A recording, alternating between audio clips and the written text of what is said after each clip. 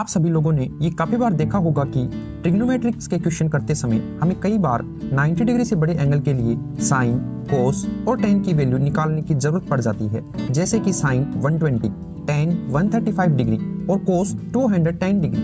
तो आज के इस वीडियो में मैं आपको बताने वाला हूं कि आप कैसे बड़ी ही आसानी से 90 डिग्री से बड़े एंगल्स की वैल्यू, ट्रिग्नोमेट्रिक रेशोज की जो वैल्यू है वो आसानी से निकाल पाएंगे। तो सबसे पहले आपको समझना होगा इन 4 क्वाड्रेंट्स के बारे में, 0 डिग्री, 90 डिग्री, 180 डिग्री, 270 डिग्री और 360 डिग्री। पहले क्वाड्रेंट में 0 से 90 डिग्री के बीच की वैल्यू आती है, दूसरे क्वाड्रेंट में 90 डिग्री से 180 डिग्री के बीच की वैल्यू आती है। ऐसे ही तीसरे क्वाड्रेंट में 180 डिग्री से 270 डिग्री के बीच की वैल्यू आती है और फोर्थ क्वाड्रेंट में 270 डिग्री से 360 डिग्री के बीच की वैल्यू आती है। पहले क्वाड्रेंट में यानी कि 0 से 90 डिग्री के बीच एंगल्स के लिए सारे ट्रिग्नोमेट्रिक रेशोज की वैल्यू पॉजिटिव होती है, जैसे कि साइन 30 डिग्री की वैल्यू +1/2 होती है, टेन 45 डिग्री की वैल्यू +1 होती है। यानी पहले क्वाड्रेंट में सारे ट्रिग्नोमेट्रिक रेशोज की वैल्यू पॉजिटिव ही आएंगी। दूसरे क्वाड्रेंट में केवल साइन थीटा और उसके रेसिप्रोकल यानी कि कोसेक थीटा की वैल्यू पॉजिटिव आएगी और बाकी सारे ट्रिग्नोमेट्रिक रेशोज की वैल्यू नेगेटिव आती है। और इसी तरीके से थर्ड क्वाड्रेंट में केवल टेन थीटा और उसका रेसिप्रोकल यानी कि कोट थीटा की वैल्यू पॉजिटिव होंगी और सारी ट्रिग्नोमेट्रिक रेशोज की वैल्यू नेगेटिव आएंगी। ऐसे ही फोर्थ क्वाड्रेंट में केवल कोस थीटा और उसका रेसिप्रोकल यानी कि सेक थीटा की वैल्यू पॉजिटिव आएंगी और उनके अलावा नेगेटिव आएंगी। इस चीज को याद रखने का एक बहुत ही आसान सा तरीका है, आपको बस एक कोड को याद रखना है, add sugar to coffee. Add sugar to coffee. A मतलब यहाँ ऑल मतलब सारे ट्रिग्नोमेट्रिक रेशोज, एस मतलब साइन, टी मतलब टेन और सी मतलब कोस। तो इस तरीके से आप इसे आसानी से याद रख सकते हैं कि किस क्वाड्रेंट में कौन से ट्रिग्नोमेट्रिक रेशोज की वैल्यू पॉजिटिव आएंगी। इतना समझने के बाद आपको एक छोटी सी चीज को और याद रखना होगा, साइन थीटा हमेशा कोस थीटा में चेंज होगा, कोस थीटा हमेशा साइन थीटा में चेंज होगा। ऐसे ही सेक थीटा हमेशा कोसेक थीटा में चेंज होगा और कोसेक थीटा हमेशा सेक थीटा में चेंज होगा। और इसी तरीके से टेन थीटा कोट थीटा में चेंज होगा तो वहीं कोट थीटा टेन थीटा में चेंज होगा।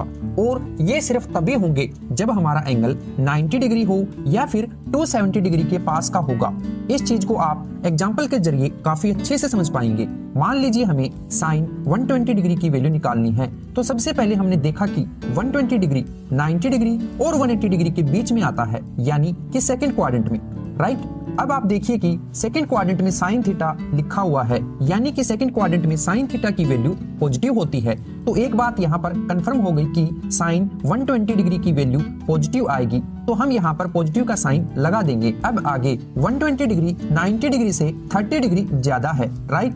अब मैंने आपसे कहा था कि अगर हमारा एंगल 90 डिग्री या फिर 270 डिग्री के पास होगा तो वह हमेशा चेंज हो जाएगा, यानी साइन थीटा कोस थीटा में चेंज हो जाएगा। तो हम यहाँ पर लिख देंगे कोस और इसके आगे लिख देंगे 30 डिग्री।